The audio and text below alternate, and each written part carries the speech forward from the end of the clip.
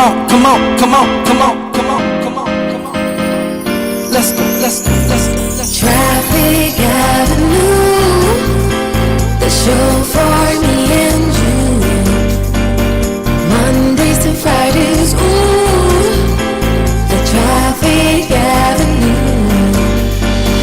Traffic Avenue, the show for me and you. Mondays to Fridays, ooh, the Traffic Avenue. Flex. Buckle up and join the best. Let's succeed, relieve the stress. So yes, let the music suit the soul and keep it going just to refresh. Buckle and enjoy the ride from 2 to the half of the 5. Mondays to Fridays, happening live. What we gon' have a ball, you can text your guys. Let me tell you what you really gotta do. You can count on us, we come through. We got everything you need, that's true. Are you ready for the Traffic Avenue?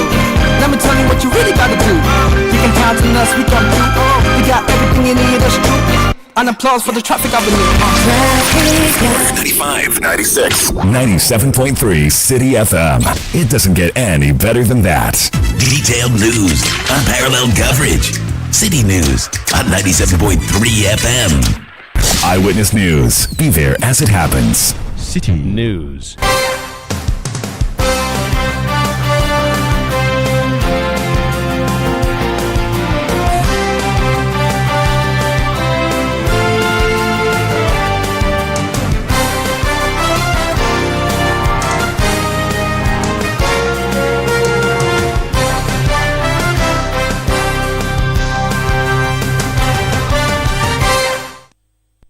It's 17:30 GMT. This is Eyewitness News on 97.3 City FM. I am Umaru Sanda Amadu. Tonight, I'm here with Hawa Idrisu Mustafa. And coming up over the next 90 minutes. We were only told yesterday morning that they were going to demolish our structures. The Iron City Market is not an appropriate relocation site for us. Residents of Kasua reacting to that announcement by government that there is going to be, in fact, the demolition has happened in relation to the construction of the dualization of the road from Accra to the central region. We'll be getting reactions from them. Also, coming up on Eyewitness News, we'll take you to the northern region where we'll be hearing from artist Ibrahim Mahama. He's been reacting more than a week or so after an assault on him by police officers. We have an update from him tonight on what the situation is and whether or not he will be having his day in court to tell his story. And later on Eyewitness News, government hands the Daman mine concession to Ibrahim Mahama's engineers and planners after a competitive bid. We'll be telling you more. Still with 97.3 City FM for more on this and many other stories on Eyewitness News. And in business, GRA pushes back on revenue loss claims after e-levy scrapping. That's in 50 minutes from the City Business Desk. Eyewitness News is live across Ghana on a number of affiliate stations and around the globe on citynewsroom.com. We are very interactive. Join us with your messages on 0549 986 996. 0549 986 996. Let's talk about engineers and planners now, the company owned by Ibrahim Mahama, and talk about the Dama mine, which mine was is currently being operated by Goldfields, and which contract we are told, or operation we are told, will not continue. Neil Latte is head of business here at 97.3 City FM and Channel 1 Television. He's joined me in studio. Neil, welcome to Eyewitness News. Thank you very much, Sanda. So the government has issued a statement, a two-pager, through the Ministry of Lands and Natural Resources, and it's titled Government Upholds Competitive Tender Outcome for Diamond Mining Lease. And that statement, which was issued a few hours ago, is signed by Emmanuel Amakofi-Boa, MP, the Minister for the sector. You have been following this story. Can you walk us through the events that led to today's decision and announcement by government? Well, very well, thank you. Settled on engineers and planners.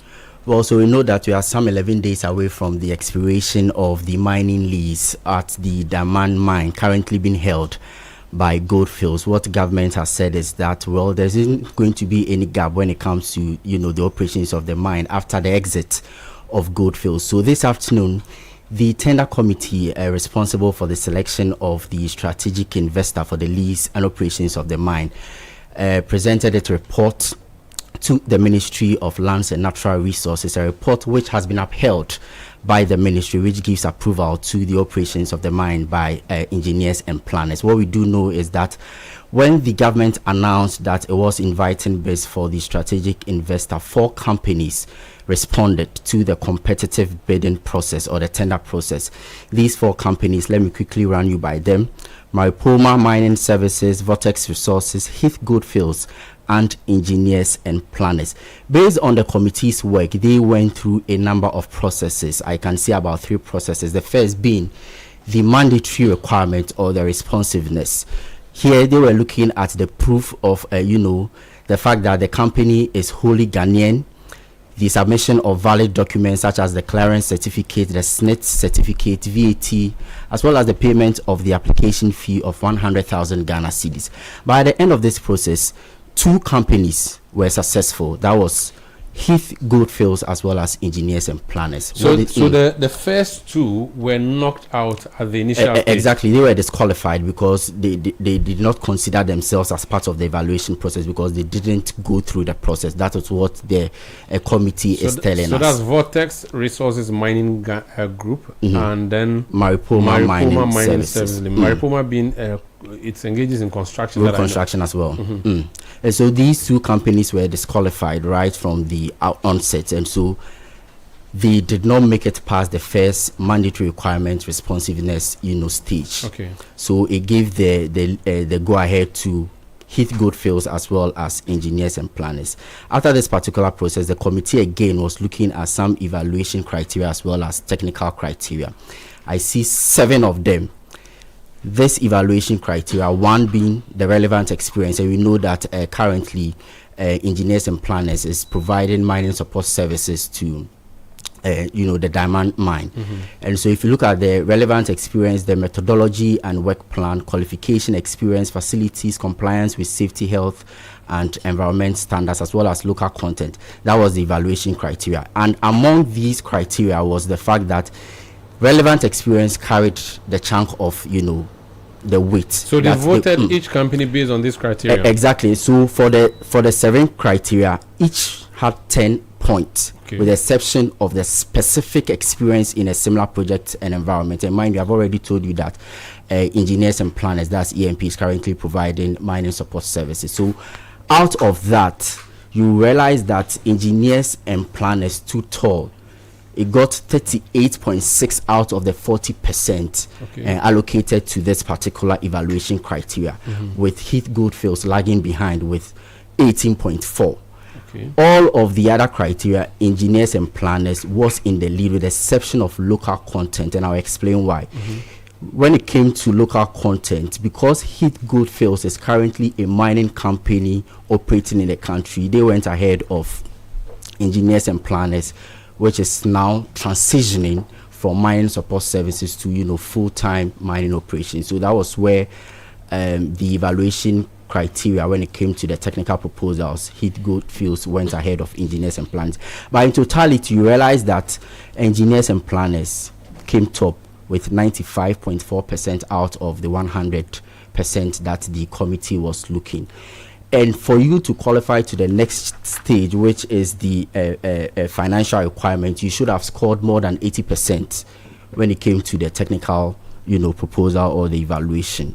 And so, based on the calculation of the committee, Engineers and Planners 95.4%, Heath Goldfields 63.4%, which meant that so Heath Gold would not even qualify to come up with a financial. No, before they got to the financial, they failed at the technical. That's what I'm saying. So they don't even qualify. They did not qualify to the financial. It left only Engineers and Planners. Engineers and Planners. So they came up with evidence. So they were able to go to the financial proposal, which is the evaluation. And here again, the committee was looking at a company that has $600 million for the project of take.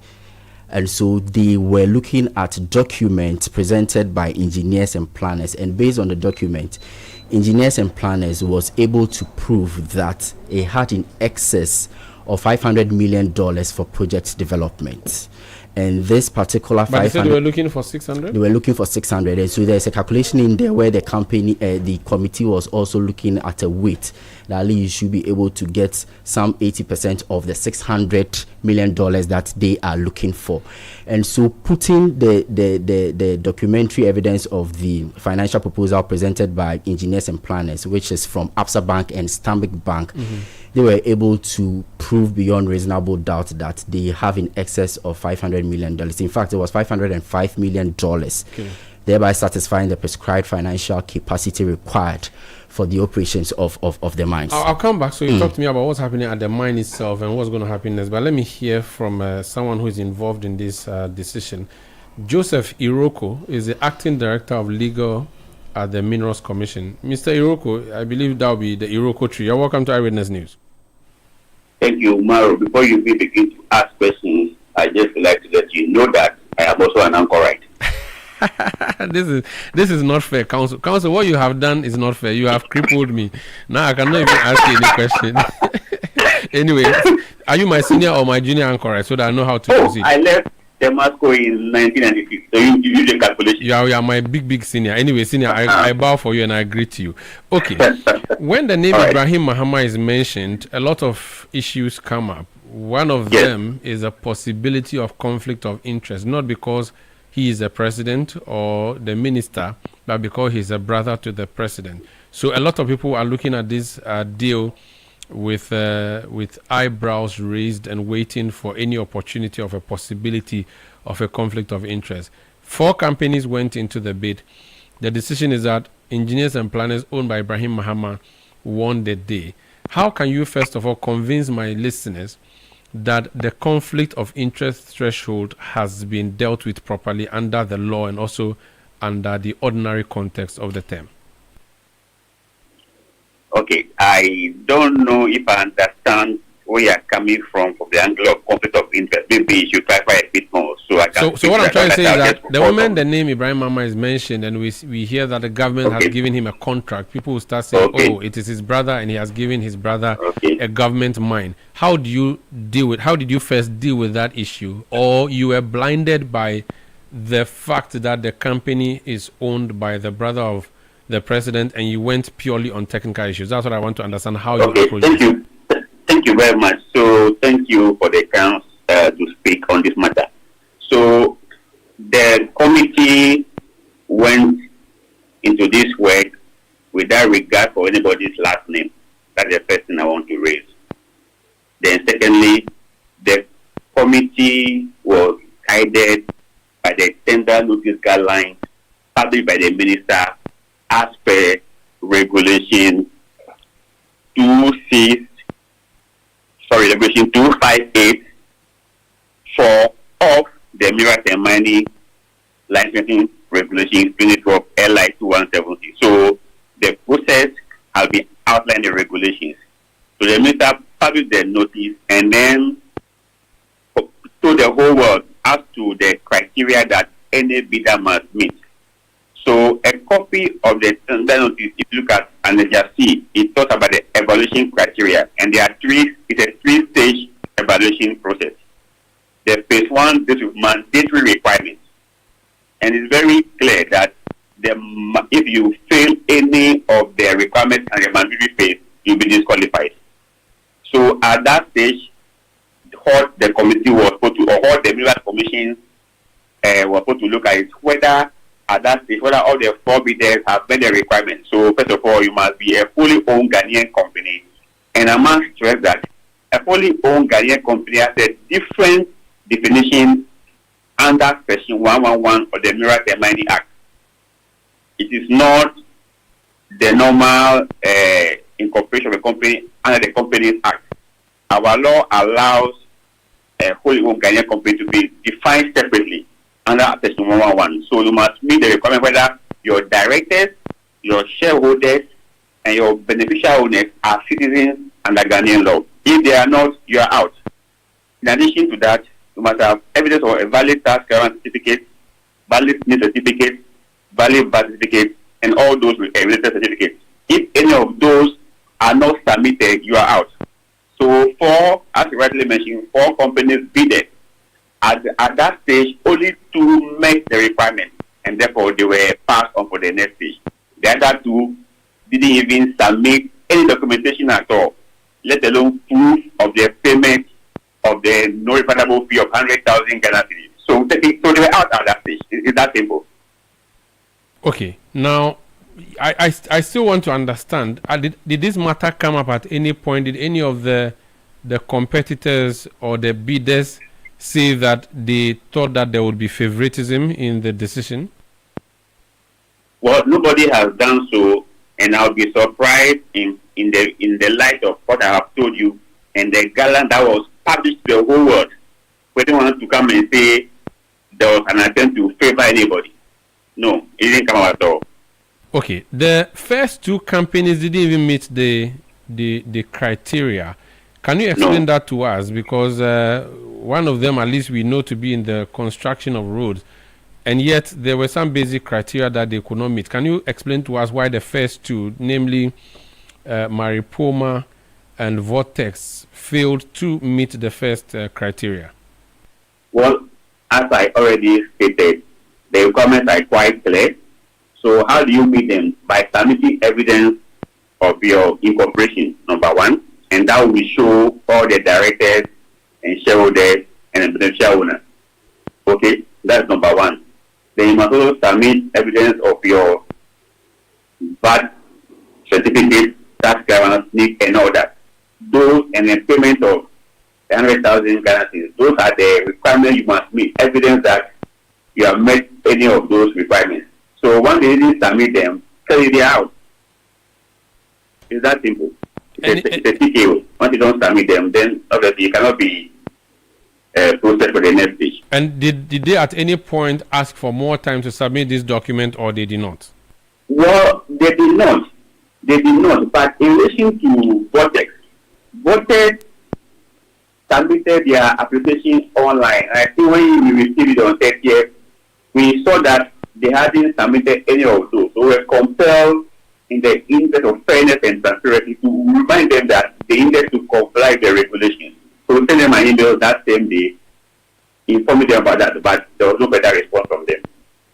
Very well. Thank you so much for speaking to us. So it means that the deal is settled. Engineers and planners would move to the site and begin work on the 19th of April. That is it. There's nothing more to be done, is there? No. So under our law, the Minerals and Mining Act, the minister has the sole power to negotiate, grant, revoke, or suspend the mineral rights.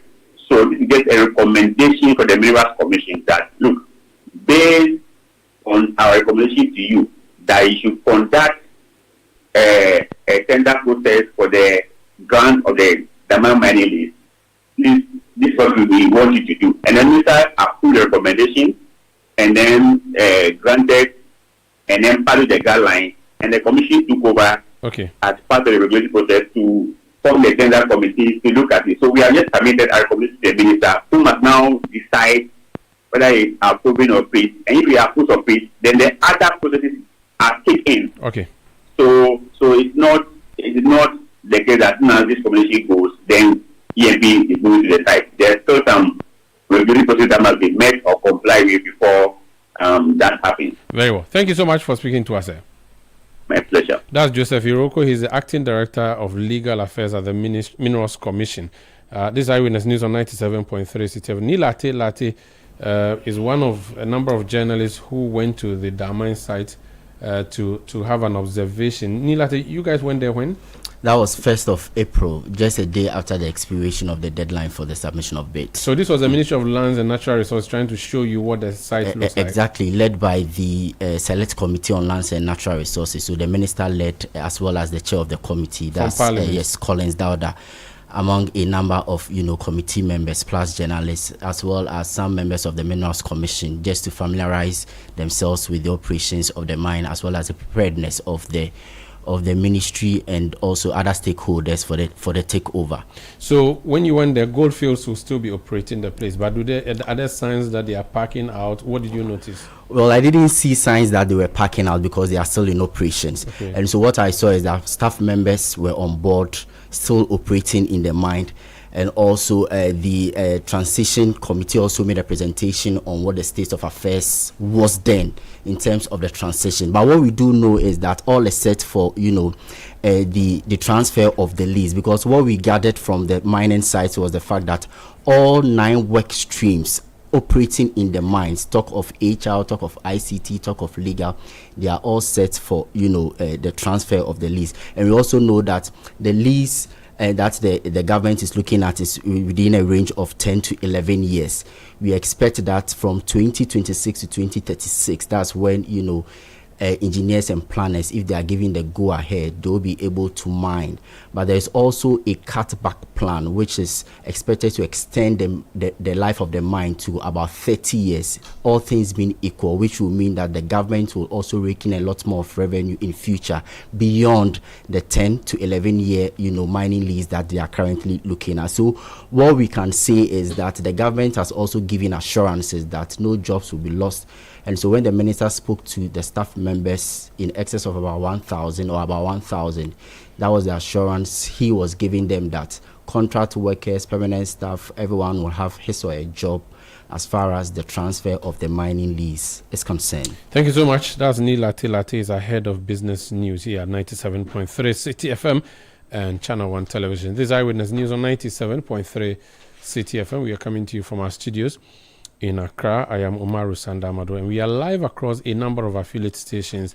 And Hawa will give us a list of stations that brings you this broadcast in case you are not in Accra. Hawa? Sanda, in the Western region, you can listen to us on Beach FM 105.5 and Sky Power FM 93.5, both in Takrady. Bono region, we are live on Greener FM 95.9 in Sunyain. Ashanti region, Focus FM 94.3 on KN University campus in Kumasi. Orange FM 107.9 also in Kumasi. Volta region, Revival FM 99.3 in Tajewu. VOV Radio 95.7 in Hohoi. Northern region, Radio Bimbela 91.9 in Bimbela. Upper East, Quality FM 88.7 in Garu. Mike FM 105.3 in Navrongo. And Gumzang FM 90.1 in Tongo. Upper West, we are live on Tonsong FM 97.3 in Wa and Japa FM 96.1 in Japa. On YouTube and on Facebook, just look for Citi FM. If you want to send a message, mention my handle at Umaru Sanda or at Citi973. And the WhatsApp number is 0549 986 996. Eyewitness News. Be there as it happens. Oh, jump on now. Go. Gugomi, at what time will you come back where I don't hear the sound of your car? Why you buy new car? No, I don't change my car. It be the same right. It be the fuel way I change. Way one shouts it. Ever since I started using the all-new Excellium Premium Fuel, fortified with 3-in-1 action. Oh, Joe, now my car they run like electric car. No, it's so. This is the type of fuel where they want to. Because now engine they cost. Where they want for way if I buy it, it go protect my engine. And with the small way I buy, I go drive, sir. Absolutely. It's like strapping a turbocharger to your engine and giving it a protector. And what they bust my mind self be the 3-in-1 action. No, Excellium they prevent up to 99% of deposit. It be anti-wear, some be anti-corrosion. Won't pay when I open them. Hey, so where can I find this magical fuel? Just head over to any Total Energy service station and your car will thank you. Hey, then make a finish my gobe fast, then rush go Total Energies. My friend, but why you hand my gobe inside? I give you info. Make a fill the gobe too small. Go. Excellium is designed to protect your car engine, decrease fuel consumption, and lower CO2 emissions. Don't say fuel, say Excellium. Choose Excellium, choose quality. Kuma has always dreamt of commanding his own military forces. Attention! Eyes right, stand at ease. Because that dream is still a vision in progress, he spends his time commanding his money with the EcoBank mobile app. Operation Supplier Payment. Dispatch 1,000 units of currency from Accra to Benin. Move! Sometimes he wants a little extra control so that he can buy only what he needs. Command Center mobile app. Activate virtual card protocol and initiate payments for sneakers and t-shirts. Abort mission for leather coat payment. Even when the general is fast asleep, his standing order marches out to sort his bills. With the EcoBank mobile app, you can command your money to make safe transactions in Ghana and across 33 African countries. Download the EcoBank mobile app on the Play or App Store today. By the left, about turn. EcoBank, the Pan-African Bank. EcoBank will never call or send an SMS asking for your PIN, OTP, bank card, or Ghana card details. Looking for engineering excellence you can trust? Welcome to Left Signature Limited, driving progress through technology and engineering excellence. From expert electrical engineering design, installation, power systems, renewable energy, automation and control, to reliable data center and managed services, power infrastructure, network connectivity, server virtualization, cloud integration and data security, and cutting-edge software development, custom business applications, web and mobile apps, cloud and DevOps solutions. Integrity, safety, accountability, teamwork. That's the Left Signature promise. And now, introducing the Left Power app. Request for our services anytime, anywhere. Available on the Play Store, App Store, and on the web. Ready to power your success? Choose Left Signature Limited. Visit www.leftsignature.com. Call +233 256 111 811. Left Signature Limited. Engineering excellence for a connected future. Eyewitness News. Be there as it happens.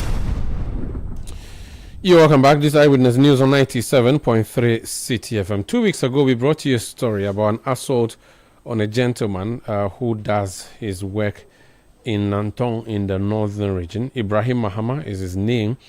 He's an artist and he owns Red Clay. We're told that he was assaulted by policemen belonging to the IGP Special Task Force known as the Black Maria. In fact, we're told that the leader himself was involved. 2 weeks on, what is the state of affairs? Ibrahim Mahama is his name. He's joined us on the line. Mr. Mahama, you're welcome to Eyewitness News. Thank you very much, brother. Sorry for that assault on you, which we saw on social media. How are you doing? By the grace of God, I'm healing and recovering slowly. So you've had to go seek medical attention, I presume. What has been happening since? I think with the assault, the main thing was my teeth, because I lost 3 of my teeth. So one broke, and then 2 of them, the other one broke, but the other one was, the 3 together were quite unstable in the root. So there is a medical center in Tamale called Havana, and that is where I was taken when the assault happened, and they have a dental unit now. So the dentist has been doing reconstruction on the teeth. And you know how painful it is when you have to do anything in your mouth. Wow. So it's been a very painful process. The other wounds, like my lips, which was busted due to the assault and everything, all those parts have healed. Yeah, but it's the teeth, and the ribs are also like healing slowly, but the teeth is what is taking time. I think it will take another 2 weeks to a month for them to finish the process. Were you punched on the mouth, or you were hit with an item, perhaps? Do you recall what led to you losing your teeth? Yeah, it was just physical punches. It wasn't, I don't remember them using maybe the back of a gun or anything. No, it was just physical punches. And it was, in the beginning, there were just a few punches, the ones that landed in the bus when I was in the bus and they broke into it. That was what actually caused most of the bleeding that you saw in my clothes that were circulating online. Yes, so the later punches which happened when we were at the police unit in Sakasaka, those ones, I was already bleeding anyway, so for me it didn't really mean much. But it was the initial ones that actually brought about the wounds that I sustained. So you are healing on the physical side of things, but what about on the emotional side of things? How are you living with that situation? What happened to you? Well, I'm very lucky that I'm surrounded by my family. So my parents, my mom, my dad, my moms, my wife, everyone is taking very good care of me. And of course, I also have I'm part of a network of fellows from around Africa and around the world who have been checking up on me, like my godfather and very good friend Koku Sekiado, and many other people, even Bernard Avler, many other people who've checked up on me. So most of this over time, and also just the idea of also the studio. Of course, my studio is very active, and there are a lot of people that come here. And constantly when people come around, when I'm in the studio, I meet with them, I show them around. So certainly that has given me time to somehow reflect and also just think about my place within this community and all that. So it's somehow been quite fulfilling, healing in a way. Because probably if this incident also hadn't happened, I would have still been traveling all around the world. So in another way, I think some of my family has been making fun of me, but this has somehow grounded me at home. So everyone is having more time with me now than usually they would have had. And, even though not under this circumstance. Yes, under these circumstances, because if it wasn't under these circumstances, probably I would have been on a plane going somewhere to teach or going somewhere to work or exhibits. But at least I'm taking advantage of being home to reconnect with family, and also just to be able to see what's the way forward. That's nice. Now, the Inspector General, Police Christian Tetoyohuno, immediately after the incident, issued a public statement. The chief spokesperson of the police spoke. We're giving assurances and indications that a lot of action was going to take place. The PIPS, we are told, now it's no more called PIPS, but the Police Professional Standards Bureau was supposed to swing into action and start investigating this matter. Have you been invited at any point to come and say anything to the police, not at a cell or at a police station, but at a police administration office? Yes.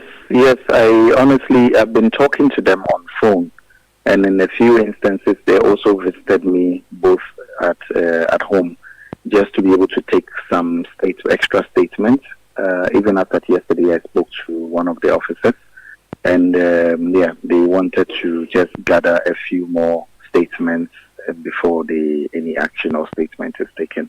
But I haven't actually heard from them regarding the statement yet. But they assured me that was going to happen at some point soon. But that's why we also didn't push forward with the courts and all that, because we wanted to the work that they're doing. We wanted to hear from them the statements and everything before we decide how to proceed. So you have started a civil case in the courts, yes, but on the criminal side, you were taken to Sakasaka police station. Did you also intend reports to the police that, as a complainant, that you have been attacked? Do you have any such complaints? Yes, we did. Both when we were in Sakasaka. We haven't heard much from it yet, so that's why I said that we're just waiting for the police to actually issue the statement, because as at now, in the last 2 weeks plus, we've issued every statement that we need to do, and sometimes you even repeat yourself again and again. But I guess we just have to try to be as consistent as much as possible, and then, not to be extra about it, just to re-narrate it as it was. And we're basically just waiting for the police to issue the statement. So whether they issue it today or tomorrow, then we will know what measures have been taken. That's in relation to the investigation they are carrying out at the head office. Yes. Are you positive? Do you like the speed of the work that the police the work that the police is doing? Do you like the speed at which it's moving? No, for me, it's actually been quite slow, if I must be honest. But I also understand that it is also their work, and I just want to respect that and just make sure that at least we give them all the benefit of the doubt for them to be able to at least issue the statement that need to issue. And then based on that, we will meet them again or have a conversation and know where to take it from. Because this is also a criminal assault of people whose rights were violated and were severely attacked. Because the worst could have happened. Maybe I would have lost my eye, or I would have died, or anything could have happened. Then what would have happened? So I think the idea of maybe if it comes that the unit is withdrawn, for us, that's not what we are looking for. We are looking for actual justice. So certainly we need to be able to push to follow the matter to its logical conclusion. So we want to be sure that the men who actually physically assaulted us, they are not allowed to somehow continue going the same way. And that's what we are interested in. Yes. You mentioned the men that physically assaulted you. The name of Jalil has been mentioned. You were the one who was attacked. You are the victim. Did he directly attack you, or he incited his men to do so on his behalf? Do you recall the event? Because he came out to issue a statement subsequently. I don't know if you have seen that, and if you can react to that. Yeah, I've seen all the statements. But as I said before, he was not physically involved in the physical assault. But all the men were acting under his command, because he was on the site from the very beginning until we went to the police station, and he was physically engaged with what. Ibrahim, I'm losing you. Can you hear me? Yes, I can hear you. He was on the site. He was there at the scene, at the Mariam Hotel when the whole thing happened. And when we went to the police station, of course, we were they were putting the police pickup at the back of his car, not his physical car, but the car behind his car, which we were driven to the police station.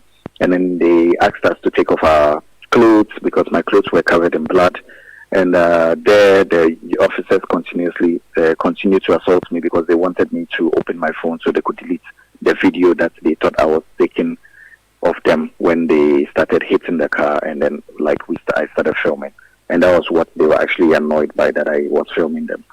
And, he was there the whole time, and he was fully engaged in the whole process. He did not himself raise his hands, but the conversations that I had with him, it was not a pleasant one. It was he was in the same spirit and the same mood as his unit, but just that his unit was the one that was doing the physical assault. So for me, it wasn't a matter of whether he hit us or not, but everything happened under his command. So it's not as if he wanted it to stop, or if he didn't want it to transpire at all, that would have been the case. But unfortunately, that was not what happened. At the time they were assaulting you, do you think they knew it was you, Ibrahim Muhammad, that they were assaulting, or they thought they were just assaulting any ordinary person? He did know very well, because even at the place where it happened, some people apparently came up to him saying that, are you aware that these people, because my uncle had already told them where we're coming from, because according to my family, he grew up in Tamale, so he's very familiar with our family, and he used to come to our house. So he's very familiar with the environment and everything. And my father is quite a prominent figure here. He has he's lived most of his life here since the 50s, since 1950 and all that. So at least he wouldn't say that he didn't know exactly where we're coming from. So at least some people were saying that, but you should be a bit more gentle, because, it's not as if there is even a misunderstanding, at least even, in our traditional societies, anytime there's a bit of a problem, first you are trying to find ways in which you can deal with it, and then before you take it to another. Yeah, so he ignored all that, and then later on it was revealed to him that, I'm like Ibrahim, like Red Clay, the one that the foreign minister had given the diplomatic pass, but he relished all of that. And then when we went to the police station, the police officers that were at the site, they immediately recognized me, and then they came up to me and said that, are you not the gentleman from Red Clay? And I said yes. And they went up to him and they said that, that's the gentleman from Red Clay. He looked at me and he just looked away again. And then even throughout that period, the assault still continued. So he was very much aware. It's not that he was not aware. He was very aware. It's just that he felt that he could just do anything and get away with it. So at that point, we just put our lives in the hands of God. That's it. When they said in their statement that you barricaded yourself in the bus and was causing a nuisance on the road, I'm sure you have seen that eventually they had to manage to break you free. What's your account of the story? No, but when these things happen, everyone gives his account of it. Yeah, as I said from the beginning, it was rather a very simple one. We were in a bus coming from the mosque, and that area is called Hilltop, Chogu, leading to the Chogu roundabout. And during Eid, there is a school there called St. Paul's. Some of my brothers and sisters go there to pray. It gets very choked. It didn't used to be very popular when we were growing up, but these days I've seen that it's very, very popular. And not far from there's Ambaria, where most of the prominent imams go to pray. Even like Honorable Arena and all that, when they're in Tamale, that's where they all pray. And that's where usually my father prays. So that's where I was going, actually, as part of the tradition with my wife and my family to go and pray. And then we heard that they had prayed earlier because of the heat. So they prayed at 7:30. So we branched to the St. Paul's, and then we didn't even meet all the rakats. We only met one. So afterwards, we decided to leave immediately so we could escape the traffic a bit. So I asked my family to walk to my father's house whilst we find a way to drive around and come to the place. So we got to a T-junction, And previously, we had already cited some of the police car, and then and I said that, oh, these people, they are not going to go through this traffic because there's nothing, even a siren cannot go through this. So when they came through the other side and were there, we're actually the ones at the junction. We're not even in the, we were just at the junction waiting. And then there was a bus that wanted to turn. So we were trying to even reverse to make way for the bus because we realized that there were school kids in it. So I asked my uncle who was driving the bus, why don't you make a so that at least this bus can go through the road, which is a bit narrow. We can go through, and then it will create room for those behind us. But they came, and then the first police car came in the opposite direction, and then they came and blocked the road. So if anything, they were the ones who came and blocked the road. So and the cars that were behind them, apart from the one that was in front, you couldn't know that they were police cars. So when it moved, when they were instructing the bus to go back, and then the bus did, and then the police units moved. My uncle was trying to drive behind them so he could create space. And immediately they started shouting and cursing at my uncle. So out of the rage, my uncle started exchanging a few words with them. And then it happened that my uncle said that, oh, you guys are abusing power and blah, blah, blah. And then they said that, oh, we are the members of the opposition and we are trying to cause nuisance, and then they should beat us, blah, blah, blah.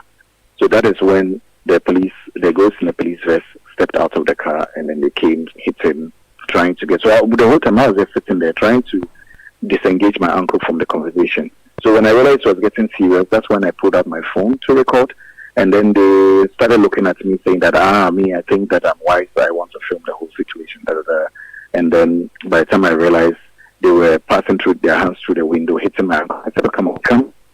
And then by the time they started opening the door. So I saw that a few of them were trying to open one of the windows at the back, and I was going to check because I said that we are not getting down, because at that point I realized that the way they were behaving, it was very abnormal, and I knew that they wanted to be physical. So I didn't want to step out from the car. And then they found they physically let themselves into the car, and they just started hitting and assaulting us. So it all happened in a very short period of time. I don't think all of this lasted more than 5 minutes when they came there. So if they say that we were blocking traffic, I don't know what traffic we were blocking that in less than that short time. It led to such an assault because we had not even entered into the road. We were just at the junction waiting and trying to reverse or do whatever we could to contribute to easing up the congestion. And they came and blocked the road on the other side.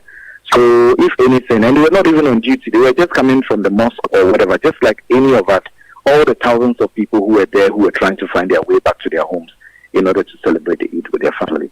So for me, it was actually quite surprising to think that they said that it was a traffic with blocking the road. We're not blocking the road. We're just trying to find our way home. And this unfortunate incident happened. So now have you sued the police administration because you said there's a civil case, or you sued the individuals involved? No, we've held on to it because, as I said, once we came and met the IGP, I really do respect the words that he gave to us, saying that he reassures us together with the boss of the CID that this matter will be looked into. So we are patiently waiting with our lawyers. Once that comes and goes, then we will decide whatever statement they issue or whatever actions that they take against the unit, then we will know whether it is satisfactory or not. Very well. So, then we will proceed with it. If we are fortunate and then the court says, fine, this is it, fine. If it goes against us or whatever, but at least we just want to be able to follow the matter to its logical conclusion. Thank you so much and wish you all the best, sir. No, thank you very much. That's Ibrahim Mahama. He's a Ghanaian visual artist who is owner of the Red Clay Studios in Nanton in Tamale. This is Eyewitness News on 97.3 Citi FM. What else do we have? The Ewutu Senior East Municipal Assembly says reconstruction of the demolished Old Kaswa Market will be carried out in phases, with the first phase expected to be completed within 6 to 8 months. The demolition, which began at dawn, has displaced over 800 traders who had been operating from temporary structures, as well as others conducting business within the affected area. The traders have resisted the exercise with claims that they were not engaged prior to the exercise. I'm say your frozen Iron City so anya wona wa kwakosi ayo obidia eyem crofo de omutitim The Iron City market is already occupied, and the people there say there's no space for the rest of us. We've gone to the ministry and the NDC headquarters, but nobody has intervened for us. Now they have come to demolish our structures. I have 7 children, and this is where I get my livelihood. We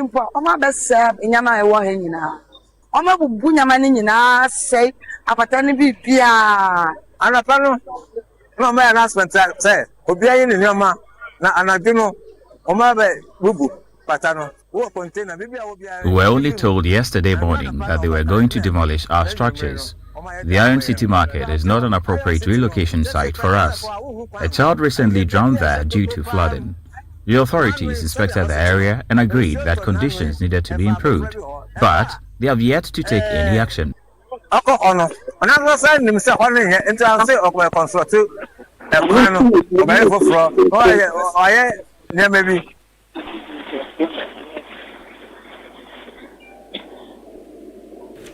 have some traders affected by the demolition exercise at the Kaswa Old Market.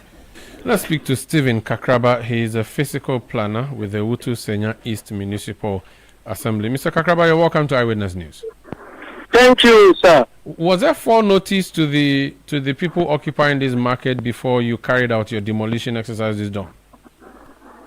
Can you please come again? Did you give notice to the people in this market before going there this morning to carry out yes, demolition? Exactly so. We did that. How was it done? Was it done through megaphones, letters? How did you communicate that to them? And how long ago did you communicate? We did a series of that. We used the public fund that we have, the assembly, through the NCC to inform them, and then we served them with letters, and then we posted the eviction notices on their premises. What's the legal basis for your demolition? Did you get a court order, or it's your property and you just thought, well, let me clear everybody on it? You know, this a temporary letter that was given to the people by the assembly. So we didn't take any court order to evict them. That is why we gave them the notification that the assembly want to repossess their land. That's exactly what we did. How long ago since the assembly gave the place to them? That was 2018, thereabout. What was the condition for giving them that land? Did you tell them it was temporary? How long were they supposed to stay there for? Yes, the place was given not to the petty traders. The place was given to a company called a Cascade. So he intends to subletted the place to the petty traders without recourse to the assembly. So that is the situation. But you sat and watched over the period for squatters to take over the land, and after many years, when they felt comfortable, you decided to uproot them by force. Do you not think you should have found some compensation for them? No, that is why we have relocated them to another marketplace. How far is that new marketplace? For the fact that they have sat there for many years, that doesn't grant the ownership title to them. Well, it depends the land belongs to the assembly. It depends on how long they stayed there for. You do know that under the law. Yeah, that is why I'm saying that we didn't give the land to them. We gave it to an investor who intends subletted the place to them without recourse to the assembly. So we have possessed the land through the investor that the assembly handed the land to. Okay, so this place you have given them, how far is it from where they currently are, and how big is it? Can it accommodate all of them? Yes, it can accommodate all of them, and there should even be a lot of spaces left. So why haven't they taken that offer if it was a better offer? No, the thing is that that is where we have land currently available for them. They claim the place is far from the current place where they are doing their trading, but from where they are trading to the place we have relocated them, it's just about 5 minutes a walk. And you know, definitely when you are relocating somebody, because it's been living somewhere comfortably, it will be difficult for them to relocate. But people travel from here to Agbogbosi, to Abosokai and stuff, and to Cape Coast to trade. So if we have relocated you people in the same municipality, I don't think that should be a problem. Okay, why did you do the demolition, by the way?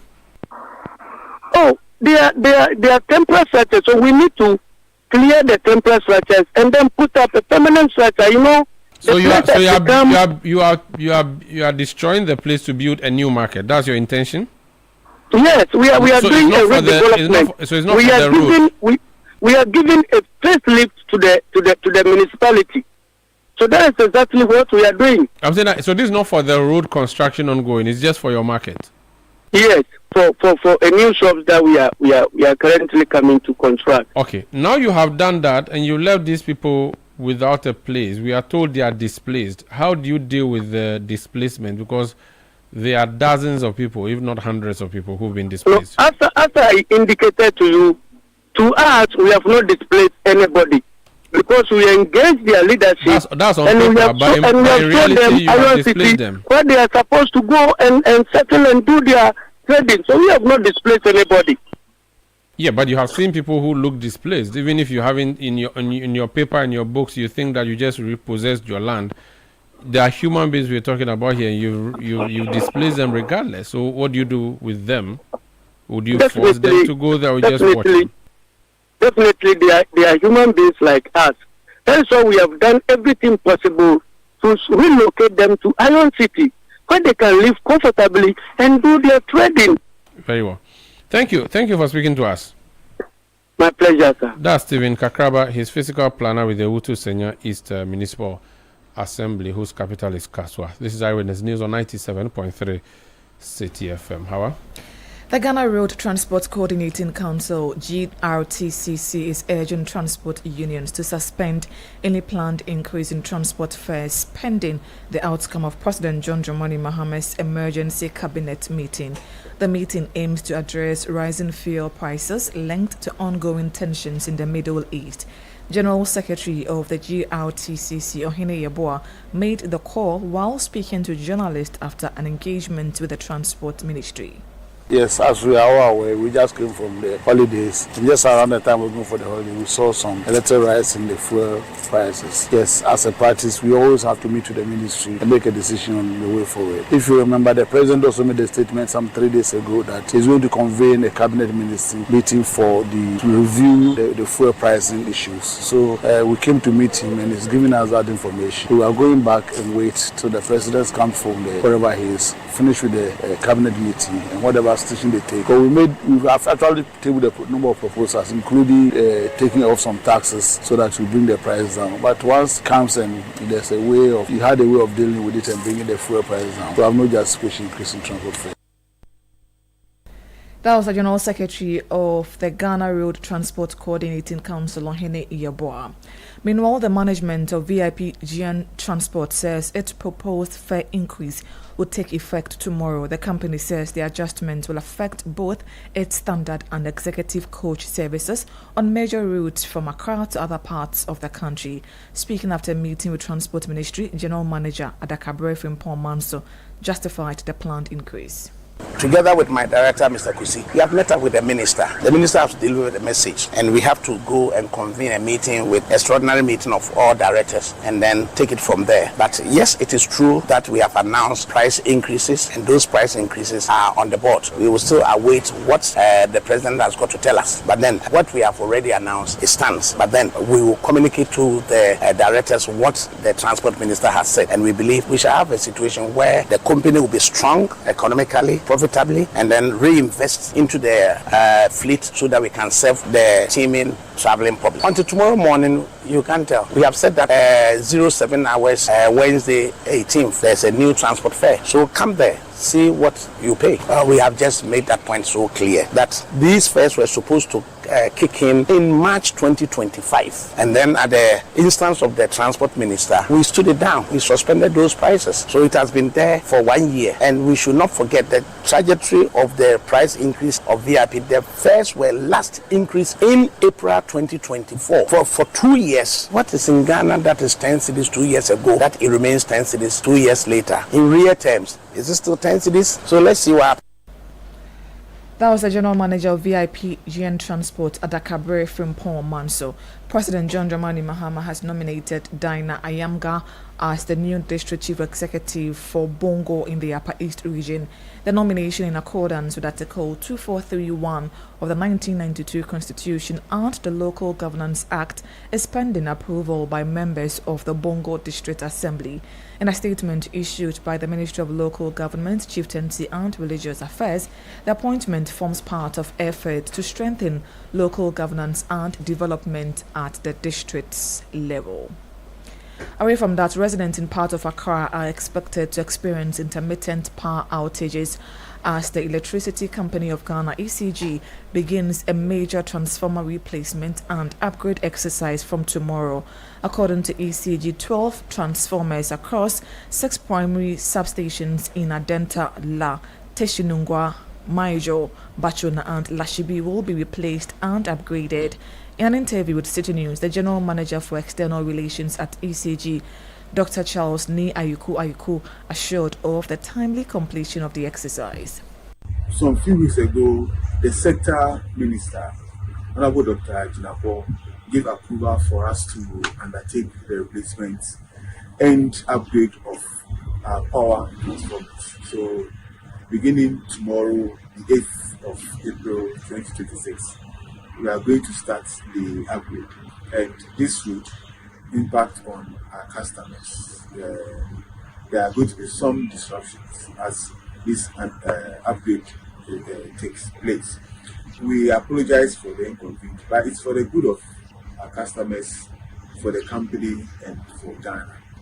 We're looking at maximum 6 hours as we undertake the first phase, and by Friday, the 10th of April, we should complete the exercise. Some areas will be affected, but we hope that maximum 6 hours we should back to supply, and this will also provide a more stable power, reliable power, and also protect our systems. Dr. Charles Ni Ayuku is the General Manager for External Relations at the ECG. This Eyewitness News on 97.3 Citi FM. We are coming to you from our studios in Accra. I am Umaru Sandamadi with Hawa Idriso Mustafa. It's time for business news now on Eyewitness News, and it's brought to you by Republic Bank. We are the one for you. Join the Republic verse, do more, shine more, bigger. Mr. Kojo, 1 minute before you go to work. The AC you said you want to fix, it won't work. Why? Because the electrician will come and chisel my wall. It will make my building weak. Wait, is that a puppy? No animals in my house, Kojo knows all the challenges about renting. That was his reality until he discovered Republic Bank. With Republic Bank's flexible mortgage solutions, you can move from tenant to homeowner quickly. Imagine stepping into your own home, a place for your family to grow and create memories. Big up. Join the Republic Verse. Republic Bank, we're the one for you. Get the details. Every significant financial transaction, every market movement, and all the policies that affect your business. Citi Business News. Be informed. Time now. Citi Business News on Eyewitness News. I'm Hawa Idrisu Mustafa. Details of our stories now. The Ghana Revenue Authority is pushing back against concerns over lost revenue following the abolition of the e-levy, COVID-19 levy and betting tax, revealing stronger than expected collections in early 2026.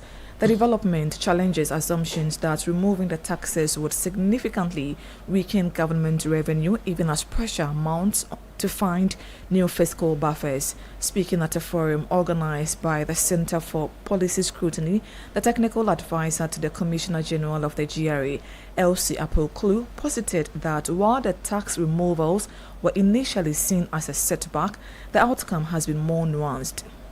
By scrapping these 3 taxes on our tax laws, we are of the belief that business burden on individuals and residents will be lowered. And if we back this aggressively with tax education, with citizen engagement, it will help us have more people come into the tax net to pay taxes and for us to achieve our targets. Let me be quick to say or announce to this gathering that although these taxes, these three forms of taxes were abolished last year, this first quarter we have achieved 20% more than what we've collected last year. So that brings the question to all of us, does Ghana need more taxes, or we need much more efficient systems to collect the taxes that we have on our tax books? Technical advisor to the Commissioner General of the GRA, Elsie Apple Klum.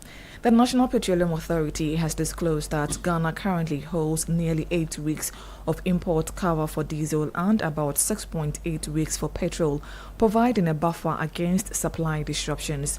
Chief Executive of the NPA, Godwin Edoji Tameklo, disclosed this at this year's COMAC Safety Week, noting that authorities have implemented measures to sustain stable petroleum product supply amid ongoing tensions in the Middle East.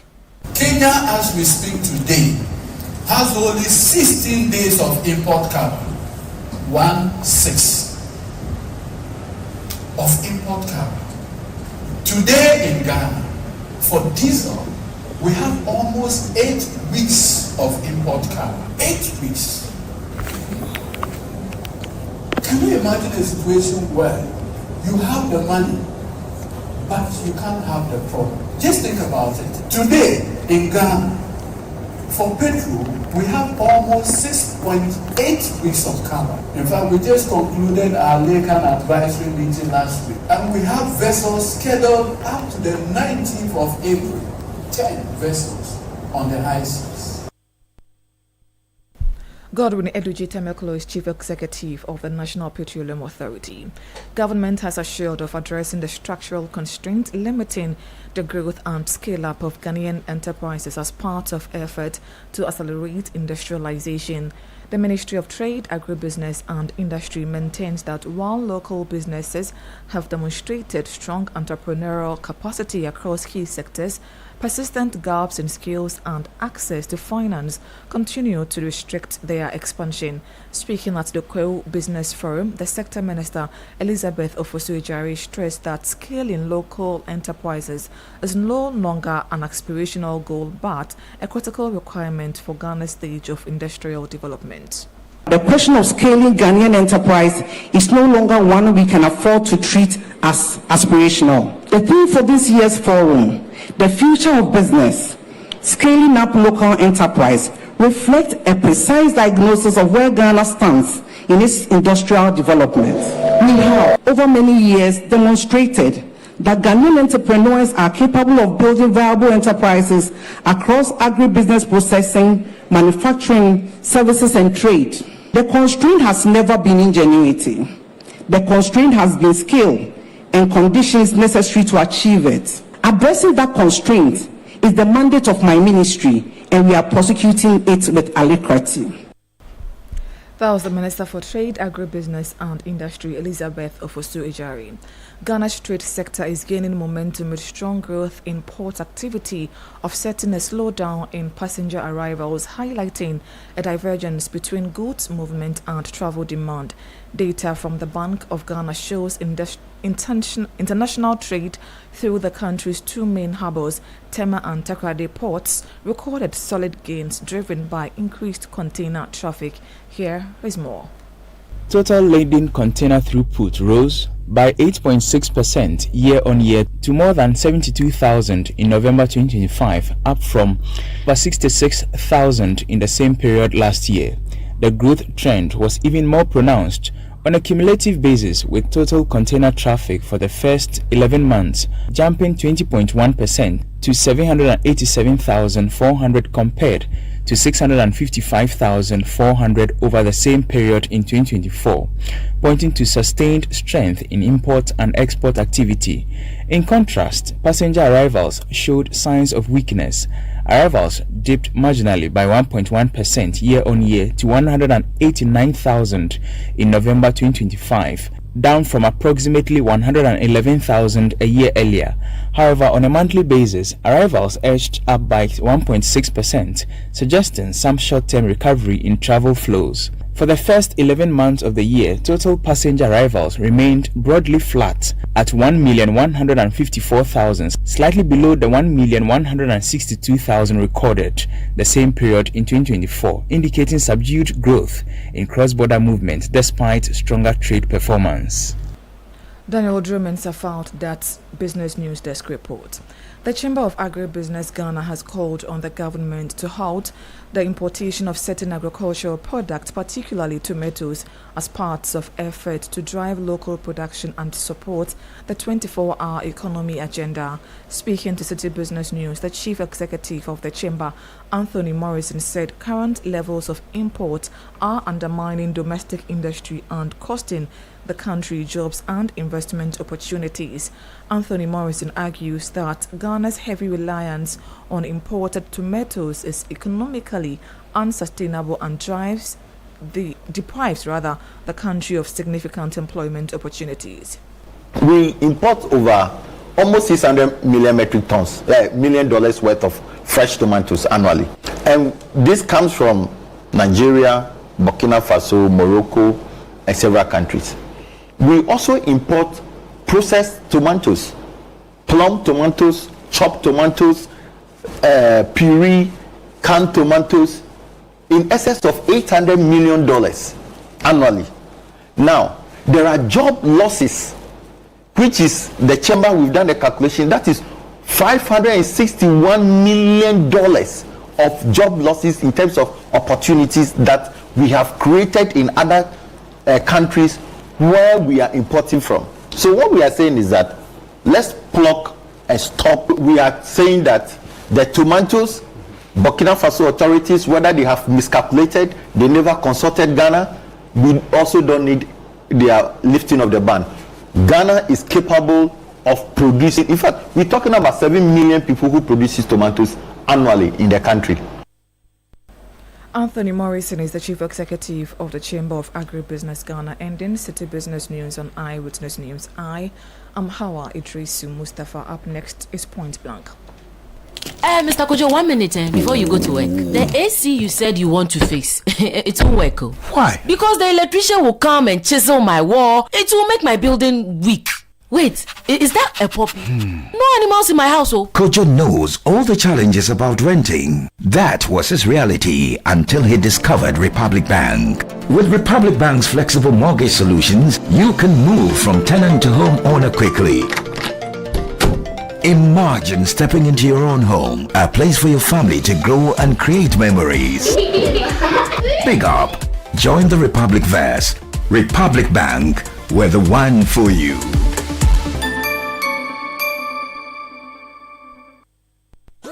Easter is here and Electroland says come and shop. This Easter, make it special. Electroland is bringing you unbeatable offers, unbelievable discounts and exciting free gifts. Feel the rhythm with Samsung, TCL and Media Home Theaters. Enjoy your favorite Easter movies on LED smart TVs. You can stay cool all day with our powerful air conditioners. Want a bedside fridge for your chilled drinks? We've got you. Prepare your Easter meals on a 4 to 6 burner gas cooker with grill and oven. And make laundry easy with top or front load washing machines. Visit our showrooms or go to www.electrolandg8.com. Call 050-315-9739. Electroland, home of luxury affordable electronics.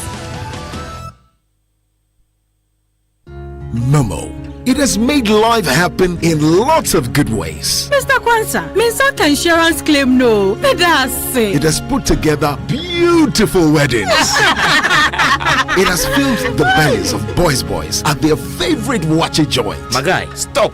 Who they chop cancel these days? It has made millions of businesses possible. Minsaka no. We are back in business. With just a few taps, money moves faster, easier, and safer. Momo understands the weight of your trust in us. We continuously enhance security with features like self-paying reset to help you protect your money. Momo will only call you with 0244 300,000. No MTN or Momo staff will call or ask for your PIN or one-time password. Do not transfer funds to anyone whose identity you have not verified. Do not approve any prompts you have not initiated. Momo, still Wunsaka. Eyewitness News. Be there as it happens.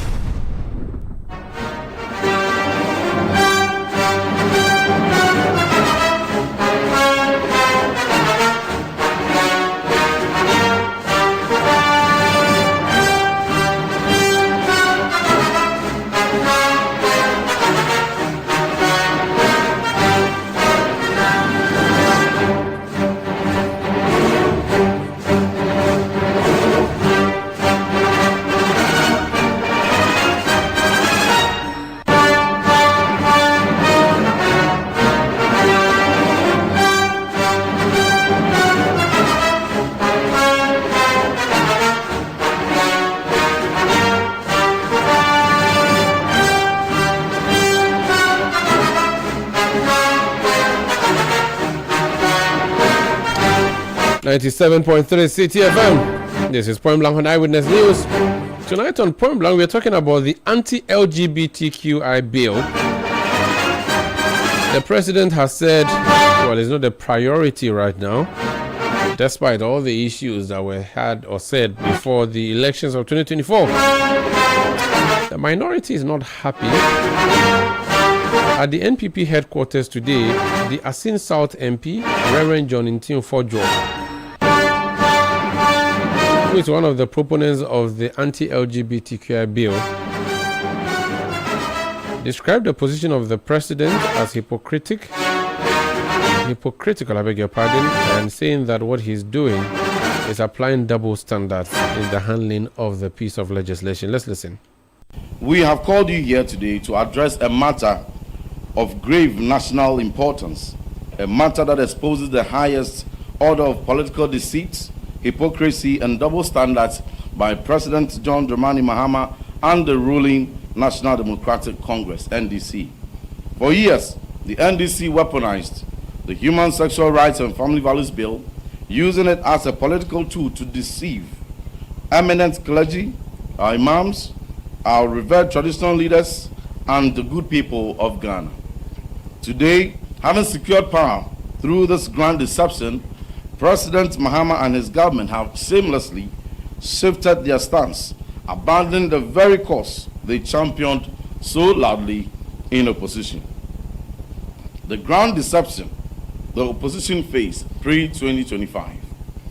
Let us take a walk down memory lane. When the Human Sexual Rights and Family Values Bill was introduced in 2021 as a private member's bill, there were 8 sponsors.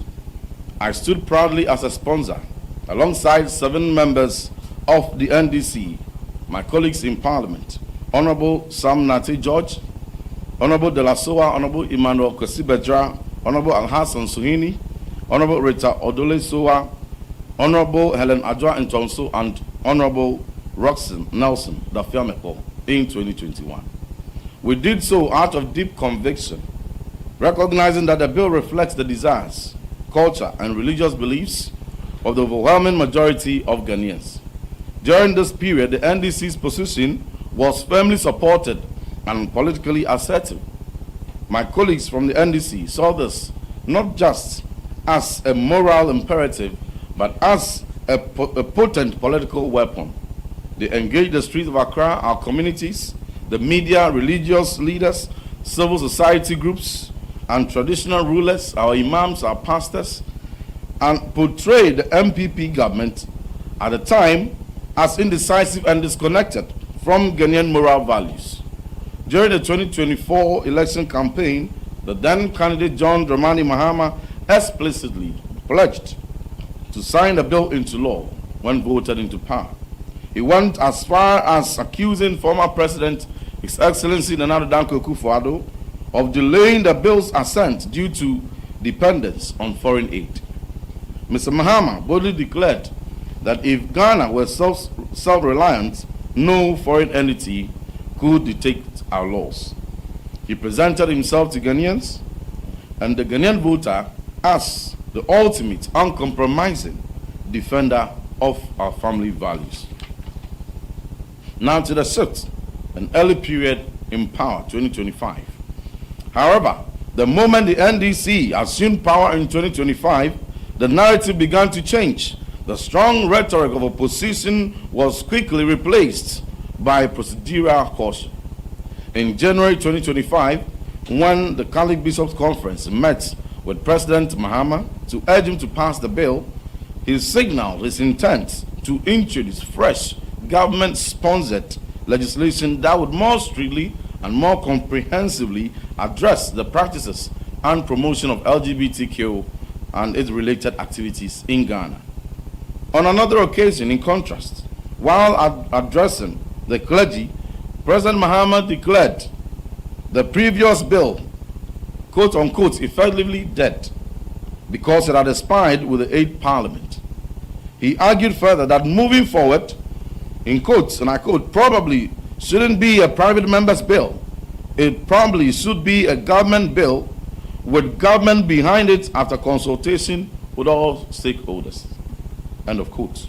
This was the first clear signal of a shift from rhetoric to risk management.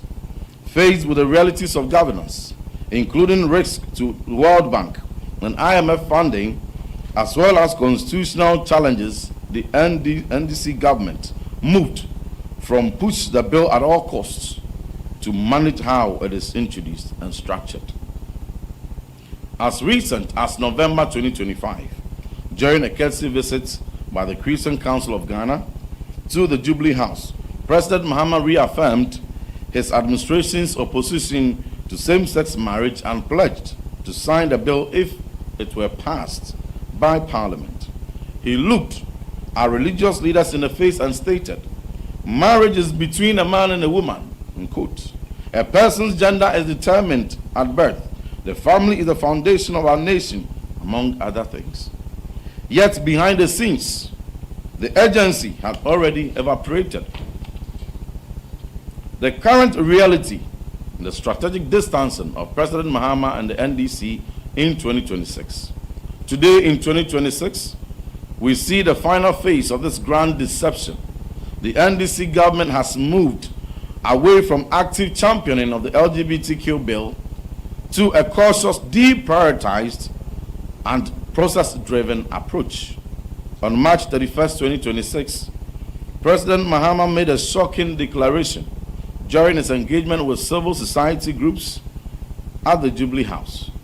He stated that this government remains focused on, quote, basic needs, and that the bill, which seeks to clip the wings of LGBTQ activities, is no longer a priority. Shocking, no longer a priority. We must ask President Mahama, were these basic needs he refers to not present between 2021 and 2024, when he and his party weaponized LGBTQI propaganda to win votes? Did Ghana not need roads, jobs, education, infrastructure, hospitals, and many other needs when he traversed the country promising the clergy, the imams, traditional rulers, and the general public that he would sign the bill with alacrity and utmost priority? That's a question Ghanaians are asking President Mahama. What has changed? Have our basic needs changed between 2024 and now? To advocate so aggressively for a policy in opposition, only to dismiss it as a low priority once in government, is the height of hypocrisy and deception. Furthermore, President Mahama has been playing a dangerous double game. As the African Human Rights Coalition aptly noted on March 28, 2026, and I quote, President John Dramani Mahama has presented two faces to the world, one tailored for Ghanaian voters at home, and another carefully curated for American audiences abroad. While promising Ghanaians at home that he supports the bill in principle, he travels abroad and sings a completely different tune. Standing before the American institutions, his certainty dissolves into procedural language, deflection, and appeals to the democratic process. Today, the president hides behind the fact that it is a private member's bill to wash his hands off it, outlining and citing constitutional pathways to delay or reject the legislation. It is no wonder that Lincoln University rightfully cancelled his honorary doctorate. Even the international community sees through this strategic doublespeak.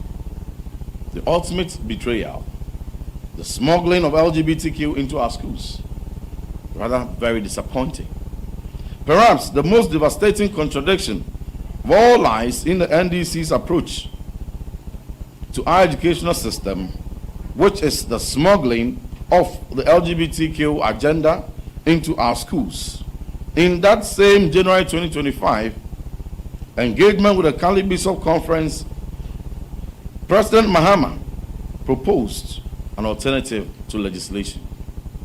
He argued that if Ghanaian family values were taught in our schools, put in the curriculum, there would be no need to pass any bill to enforce such values. He explicitly promised to review the curriculum to ensure that our values are prominent, stating, and I quote, more than even the values and more than even the family values bill, it's us agreeing on a curriculum that inculcates these values into our children as they are growing up so that we don't need to legislate it, end of quote. Ghanaians took him at his word. But what did President Mahama and his government do instead? In January of this year, we took the pain to expose the NDC government's deliberate, and here I stress, deliberate, orchestrated, and diabolical LGBT agenda in our schools, the exact opposite of their rhetoric. Instead of inculcating Ghanaian family values, they smuggled LGBTQ definitions and concepts down the throats of our innocent, unsuspecting students during the first week of the semester. They diabolically taught students that gender identity goes beyond the binary notion of male and female assigned at birth, but rather the inner feeling of an individual which makes them or makes a person male or female or a blend of both. And here, as in Akan we say, this book in my hand is the teacher manual of physical education and health elective, printed by President Mahama and his Ministry of Education, NACA, and distributed by Ghana Education Service to our schools. They held workshops to train our teachers how to deliver this instruction. I turn with you to page 3. And page 3 of this diabolical agenda, the teacher manual. The first week, week 1, this is week 1. So when our students, our wards, whether you are NDC or NPP, whether you are apolitical, regardless your beliefs and your creed, your child, your grandchild, your nephew, your niece went to school and was welcomed right after Christmas, first week of the semester, with these lessons. Let me take the pain to read a few to you. Gender identity. It refers to a person's deeply felt internal experience of gender, which may or may not correspond with the sex assigned at birth. It can include being male, female, or a blend of both. This concept goes beyond the binary notion of gender, male and female, and recognizes the diversity of gender experiences and expressions. This is what President Mahama and his government have confused and indoctrinated our unsuspecting innocent students with. Imagine this lesson finding expression in our teacher manuals during the time of President Nana Akufo-Addo, during the MPP time. All hell would have broken loose. But President Mahama has printed these books and he has distributed them through Ghana Education Service and NACA under the supervision of Ministry of Education. They have held capacity building workshops to train teachers. They have further gone and delivered this instruction. And nobody is minded even to take steps to unlearn these diabolical concepts from the minds of our students. And yet, he gets away with saying that the bill, the values we most cherish, is a low priority agenda for him. Ladies and gentlemen, the National Council for Curriculum and Assessment was forced to acknowledge. Initially they denied, but eventually when we provided them proof, they were forced to acknowledge a controversial pro-LGBT definition of gender and other related concepts in the senior high school teacher's manual. Although the government hastily labeled this as a mistake and an anomaly after being caught red-handed, the fact remains that official documents were approved, printed, circulated, and implemented by the government with NACA and Ghana Education Service as the lead implementing agencies under the supervision of the Ministry of Education. They even further lied to the public in their press statement that they had further recalled those books. Go to all the schools, ask the teachers who teach these subjects. The books still remain on their shelves. None of these books has been recalled. They further look Ghanaians in the eye and lie to them. President Mahama promised to use the curriculum to protect our children from LGBTQ influence.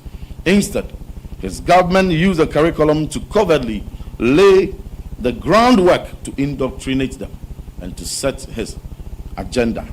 When you check page 107 and page 108 of the recommendations of the Constitutional Review Committee, you would find another covert introduction attempt to introduce LGBT into the bedrock of our Constitution, should the Constitutional Review process pass.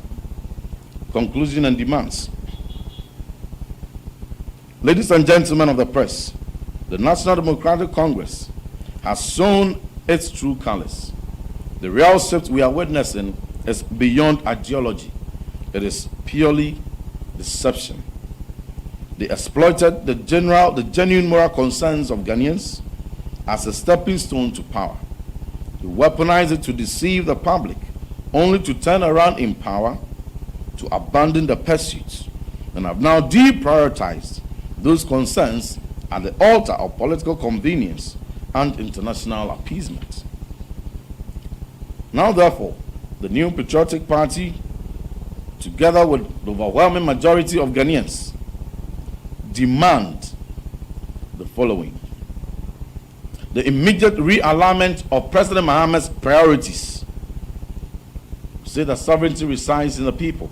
Therefore, President John Dramani Mahama must realign his priorities in line with the real priorities of the overwhelming majority of Ghanaians, specifically the 93% of Ghanaians who, according to the CDD Ghana Afrobarometer survey, consider the practices of LGBTQ and related activities highly repugnant to the societal values and religious beliefs, and crave a potent legislation to urgently address the canker. 93% of Ghanaians consider LGBT canker and its clampdown a major priority.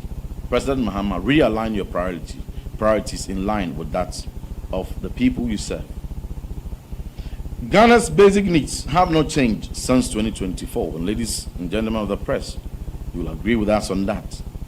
The president is therefore expected to fulfill his promise to introduce his government-sponsored bill, which he promised the clergy and the religious leaders to comprehensively address the LGBTQ issues. He made those promises willingly.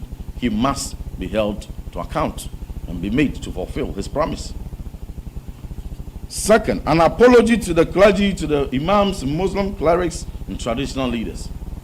The NDC and President John Dramani Mahama must apologize to the Christian Council, the Catholic Bishops' Conference, GPCC, and all other ecumenical bodies, the office of the Chief Imam, and our imams, our Muslim clerics, traditional rulers, and concerned CSOs for the double standards and contradictory priorities demonstrated between the period in opposition and now in power. Additionally, we call on the clergy, our Muslim clerics, communical bodies, traditional rulers, the civil society organizations to call out the NDC and President John Dramani Mahama on their U-turn on LGBT issues to maintain their spirited advocacy for the passage of the pending bill, and for President Mahama to sign same into law as soon as it is passed by the 9th Parliament. Now, action from Parliament. We urge the Majority Leader, Honorable Mahama Yariga, and the Speaker of Parliament, Right Honorable Alban Sumana Kingsford Bagby, to ensure the swift passage of the reintroduced bill without further delayed tactics orchestrated by the deletion of the advertised bill from the order paper, only to be relisted after 7 months of pressure. When we put pressure on them, they relisted it. But even for it to be relisted for first reading, a referral which was made to the Committee on Constitutional and Legal, and to date, not even a single meeting has been called to consider it, has not been attended to. Clearly, somebody was receiving instruction from the Jubilee House. The words of Reverend Ntim Fojo, is NPP Member of Parliament for Asin South, a member of the group of MPs that laid a bill in Parliament asking for LGBTQI+ to be made illegal in Ghana. Well, that's by way of Eyewitness News tonight, which came to you from our studios in Accra. I am Umaru Sanda Amado. I did this with Howard Drisso Mustafa, produced by Beverly London, Julian Odami Asari, Kobina Wilson, Sami Wiafi and Fred Tete Jabano. The technical support from Desmond Nyaku, new media support by Edwin Kwakovi and the new media team. We'll be back tomorrow at 17:30 GMT. Thank you for listening and have a good night.